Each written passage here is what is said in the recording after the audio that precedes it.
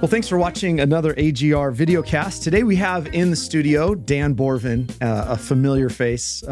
Dan's been on here many times, pastor at Christ Reformed Church, Anaheim, California. That's a new thing. New thing. That's exciting. Very exciting. Congratulations. Yeah, thank you. Yeah. And also we have today Simon Jooste, Pastor Simon Jooste from South Africa. And you pastor which church, Simon? Reformed Church, Southern Suburbs. Okay. This is great. It's great to have you on the program. And which today. federation is that part of? African Reformed Churches. Yeah. Newly launched. Okay. This is good. It's good for Americans to kind of hear what goes on elsewhere because we think the center of the world is especially California. Yeah. You know, we think it's us. But it's good to have you on today. I didn't realize you'd fly all the way from South Africa just to be on the AGR videocast, but we'll take it. That's not really true, but it's good to have you here today. So, maybe just tell us a little bit about ministry. How long have you been pastoring? A little bit about yourself, Simon. So, sure, yeah. So I'm a bit of a mutt combination, I guess. And I grew up in Cape Town, South Africa, first 17 years of my life, coming from on the one hand, an Afrikaans, so the Afrikaans last name. I have some Afrikaans on my dad's side and Scots-Irish on my mom's side, grew up English speaking.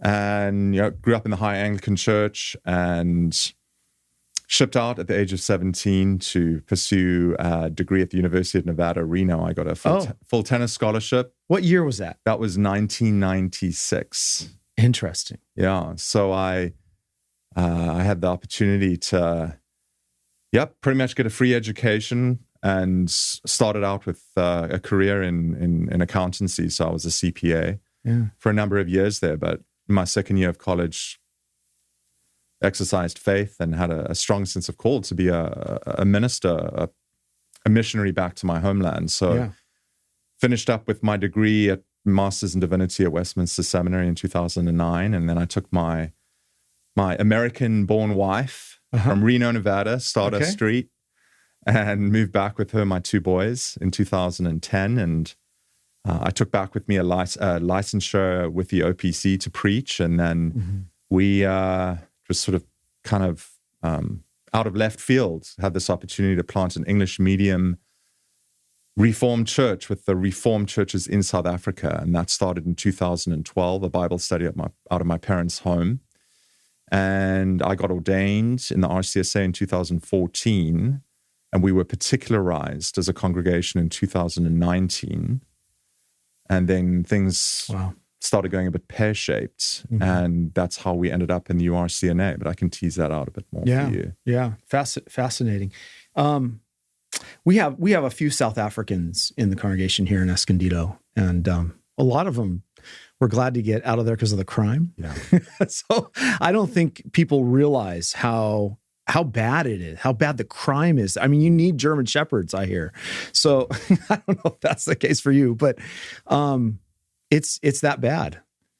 Is that right? Is that what they say? Is that true? I mean, Dan can give his 2 cents on that. He was just there a few weeks ago. But it's interesting. I was talking to two of your congregants last night, Paul and Cindy Denver. Yeah. And I'm encouraging them to come and visit, come back, and they're worried about the crime. And so that's the only kind of lens I see it. I've heard through. So I think Cape Town is a bit of a bubble. So we have less crime than other parts of South Africa. Yeah. Now, granted, we do have one of the highest murder rates in the world in Cape Town, but that's because of all the gang activity on the Cape Flats. Okay, which is a few kilometers from where I live. But the flats are. Yeah, the flats. Wow. So it's all of that violent crime is sort of concentrated in that area, but from time to time it bleeds over. Yeah. No pun intended, into, the suburb where I live, for example. Yeah. And so, I mean, I guess I would say you get acclimated to it. And when I talk to folk over here, I can see sort of the shock. Yeah. I just sort of take it for granted. You have to watch your back when you're in your driveway, and we live in a gated community, electric fences, analytical cameras. You just know where to not go at night and where not to walk. Yeah. So you're just accustomed to that. Yes, right. And that's, I guess, a good thing in a way, because we want to be there and we're not fretting. And my wife's American, but she doesn't stress about it. Yeah. But it's a relative risk. Sure. But I think Cape Town again is if you've got money, if you've got some money, you can insulate yourself. Yeah. But if you're in the less privileged areas, you're really like some of the folk in the congregation, you are exposed. Yeah. Right. How did this start? I mean, you think of Africa, you don't think of, I mean, you're a Dutchman, right? In a sense, yes. In a sense, okay. What's your background? Well, yeah. So, I mean, I do have Dutch. Okay. I've got the Dutch, the French Huguenot, okay, and the German, and then the Okay. Scots-Irish. So, you're Scots-Irish too? Yeah, on my mom's side. So, It's got the best of all the worlds. Okay. Yeah, so I guess that's with my Afrikaans last name. I mean, that's how I got. I think my brothers in the RCSA and other Afrikaans Reformed churches would laugh. I probably how I got my foot in the door with this Afrikaans last name, and you know, there's a rich yet checkered Dutch history. Yeah, in how did South this? Africa. I mean, maybe you can give us just a sort of brief overview of the history of, you know, sort of the makeup there in South Africa, and I guess with the goal of kind of like what does that do for ministry? What are the challenges in life? Right. Yeah, I'll try and do it just the 5-minute version. Give you a brief thumbnail. So 1652 is when the Dutch East India Company, arrived in Table Bay, which is, and Dan can testify to the beauty of that bay. Yeah, you were just there. Yeah. Yes. Yeah. More natural beauty. You know, we love to brag about it in California, but I think this is even more beautiful than California. The natural beauty is the picture sure unprecedented. Seem to say so. And it's everywhere. Everywhere you look, each direction, no matter where you are in Cape Town, you turn, there's Table Mountain. Yeah. The sea is on the other side. It's just breathtaking. Yeah. I want to go. Yeah, well, it's an open invitation. Mark Stromberg, if he's listening. He'll listen. He's coming. He's coming next year. His council's going to give him the green light. So then come along with Mark. We'll come. I'll come with Mark. Yeah. But yeah, you got the combination of the Table Mountain, which is iconic, and then the beaches, which are exquisite. Mm-hmm. So you got the Dutch East India Company, the Dutch coming from Holland. You're under the auspices of Classes Amsterdam, and they're supposed to it's supposed to be a refueling station. They have a margarita on the beach, and they love it. Yeah. And so it becomes a permanent settlement. So 1652, so in a sense it starts out orange. You've got these folk with Bible in one hand, Heidelberg Catechism in the other, but with obviously these aspirations to colonize and to set up a permanent settlement. And over time, you have these Dutch men and women forced really northward. So the English also show up in the early 19th century, and they take over the Cape. Wow. And the Dutch start trekking northward. So you have the Great Trek in 1835 and onwards for about 10 years. And sort of as the Dutch are moving northward, they're developing their own culture, a new language, Afrikaans, which is a Dutch dialect. I mean, it may be unfair to say, but what I've heard, it is more of a dumbed down version of Dutch. Okay. And so you've got, I think it's fair to say when the Dutch arrived initially, there was no sense of manifest destiny. We're going to establish the city on the hill. Unlike, your folk coming out of the old world, landing in New England on this side of the Atlantic. But I think as time unfolds and you have the stresses and the bloodshed and the struggles of this great trek, you have the sort of assimilation of a myth that's based on Old Testament Israel in the wilderness. And there's this sense that we are perhaps, special to God. And this, I think, crystallized in the Battle of Blood River when the trekkers fought the Zulus. And they, on a particular day known as the Day of the Vow, they prayed to God and beseeched him to spare them. And if indeed he did, they vowed to be faithful to him. And I think that was one of the flashpoints to create this sense of, well, the Afrikaner people are a volkskerk, the people's church. So you have the development of the basis for apartheid that would come about 100 years later, this idea of a civil religion, and sort of the kind of a theonomic or theocratic version of what you've seen earlier on in church history, but with a strong racial prejudice undercurrent. And so these trek Boers, these sojourner farmers would set up a republic of sorts in the Free State, other parts of the north of the country after having survived, the onslaught of the native Africans with the British in the rearview mirror. The British and the Afrikaans, they have a number of skirmishes, wars, which the British, in the final one, they come out on top at the beginning of the 20th century. And so, they dominate for a time there. And again, this crystallizes the sense of, well, the Afrikaans have to fend for themselves and maintain their sense of identity culturally, which is so wed to the sense of being the chosen people of God with their Calvinist theology, a kind of Calvinist and Reformed theology.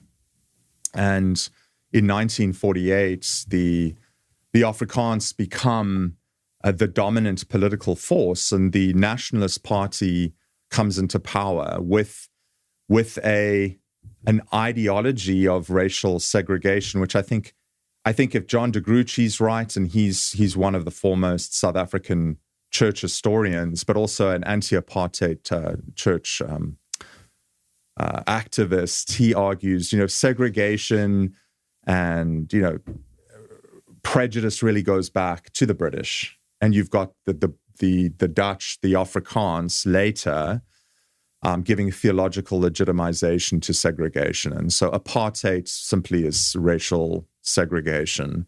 And that gets put into law, becomes civil policy with the Nationalist Party coming into power in 1948. And interestingly, my former federation, the Reformed Churches in South Africa, one of their most prominent members was F.W. de Klerk. And so he becomes toward the end there, the president of the country, Nationalist Party. And, he's a dopper. He's Gereformeerde Kerk, my former federation. And so while the RCSA never did officially endorse apartheid, they had prominent theologians and, political figures that more or less gave legitimization to this ideology of apartheid.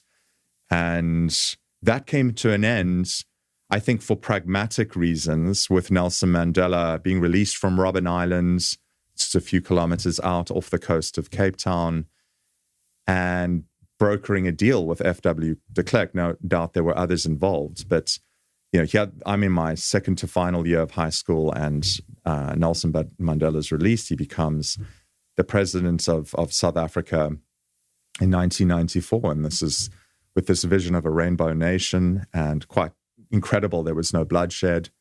We won the World Cup in rugby in 1995, and that kind of was like the icing on the cake. And so that sets things up. I think maybe that's enough for now. Sets things up for this. Well, what's next for the Reformed witness in South Africa, in Cape Town, after having this conflation of church and state, defolk the people, and a kind of spirituality, a kind of Calvinism, Kuyperianism, an appropriation of Calvin, one portrait of Calvin that comes into confrontation with another portrait in the anti-apartheid church struggle. It's really fascinating to hear that in light of some of our struggles here presently. Well, and it's a shame because we all know the New Jerusalem is Grand Rapids. It's not South Africa. It does feel like a battle over land. They stole our myth. Yeah. But it really does. Like I listen to this. I don't know how you felt listening to that, Dan, but I mean, we're going through right now, it's like a sweeping movement of sort of Christian nationalism, racial stuff, kinism, you have all this stuff breaking open right now in America. And I don't know, it seems to have the same bad root.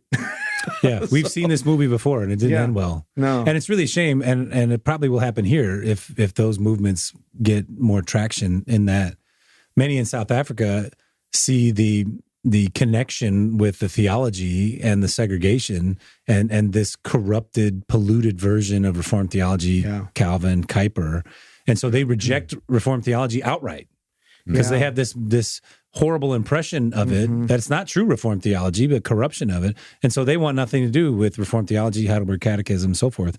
And I hope that doesn't come to pass in this country as well, with some of these advocates of those movements coming from a corrupted Reformed perspective. I mean, it was always in the liberal universities to attack sort of European Calvinism. Right. I mean, at least when I was in school, that's what they did. They saw it as something that was evil. Even in Geneva, Calvin, if people know of him at all, I have a pastor friend there. Many people don't even know who he is, but if they do know who he is, they think he's some jackbooted thug, dictator, tyrant. Yeah. They have no true concept of him and his theology. Yeah. But back to South Africa. So that, I mean, it's hard to break long-standing ideas and things that people have experienced through their family histories. How is that? Yeah. How's that affecting ministry for you? I mean, what do you see? So there's been some major developments there that you described, and where do you see the churches moving? What do you see are the challenges? Yeah. So just to back up to. Prior to the Boer War, you have the breakaway of the Hervormde Kerk and then the Reformed churches in South Africa, as it's known today, in the late 1850s. So the Reformed churches in South Africa has historically, I think, been since 1859 the most conservative voice, next to the Free Reform, the Vrygemaak folk, which you folk would be familiar with coming out of Holland, and they're later Dutch immigrants. I think those two federations have been most faithful among the Afrikaans family of churches, and there are at least almost, I think, 12 of them. And I think there is this, you talk about the cultural element, and I was in it for 10 years, and we broke away in March of this year to join the United Reformed Church as a part. We're now part of your classes Southwest, because we left over identity politics issues, particularly women in office, and the opening up, at least at the scholarly level, opening up to the possibility of LGBTQ stuff. So it's interesting how because the Afrikaans have this sort of lager mentality, they've been persecuted by the native African, you could say, as they sought to establish a homeland, a settlement, and then you have the British. They're used to going it on their own, and I mean, it's remarkable how they came to power as a party. And I think among those that still adhere to a kind of Calvinism or Reformed theology that perpetuates the sense of being God's chosen people, I think it plays out in sort of being more rightward leaning culturally. And there is sadly still at the extreme right the attempt to create something of an Afrikaner republic, even within the new South Africa. And so, for example, you have a little town called Oranje, which is just white Afrikaners that will look back to the golden days or the golden age of the Afrikaner republic, if you will. And I'm not sure how much criticism there is of the racial ideology, but certainly they would like to be their own people and left alone. Yeah. But it's not just, well, we are Afrikaans. It's that we are Afrikaans reformed. And with this sort of theocratic framework. And so you have that, and you've got various iterations of that on the right. So you've got these pockets within South Africa that are sort of self-contained. They're not necessarily communicating or in touch with what's going on in the broader debates Like you've got, and the broader cultural movements. So you've got side by side with this Afrikaans rights agenda. You've got sort of communism in its classical form. You've got the attempt at liberal democracy, and then you've got cultural Marxism or applied postmodernism. But you've still got these Afrikaans bubbles that are seeking to sort of perpetuate even from what I can tell, speaking to folk firsthand, the fact that you have an RCSA congregation in Oranje, which has always been a point of difficulty for me. And, what you might read on websites by dominees, pastors within the RCSA and other federations, it's like a swing back to, aspects of apartheid theology, which, I think speak to this, in my opinion, a cultural homogeneity that is so thick for various reasons that it does trump fidelity to Scripture, to the Reformed confessions. So at Synod in January of this year, where Women in Office yet again comes to the table, and it's been a point of ferment and debate for 40 years, there is the lack of a backbone to discipline these rogue churches. And I think it's because of the desire to keep the folk, the Afrikaner people, together. Now, I was a Gentile coming in because, I have the Afrikaans last name, but I don't have these cultural ties. So here I am standing up, and I'm writing points of description, and I'm like, but in private I get support, but then no one backs me on the floor of classis or regional synod or synod, because I think there's too much at stake. Now, that may be unfair. I don't to say that's the majority. I don't think it is, but because there is such a perhaps more significant minority push in that direction, folk that are on the fence or in the middle are just unwilling to speak up and count the cost. And so I don't know if that helps. I think it's important to flag that, because that's part of the collective psyche of the Afrikaner. And the intersection of Reformed theology and willing practice. Then to compromise on very core scriptural convictions that we have for the sake of the vision. Right.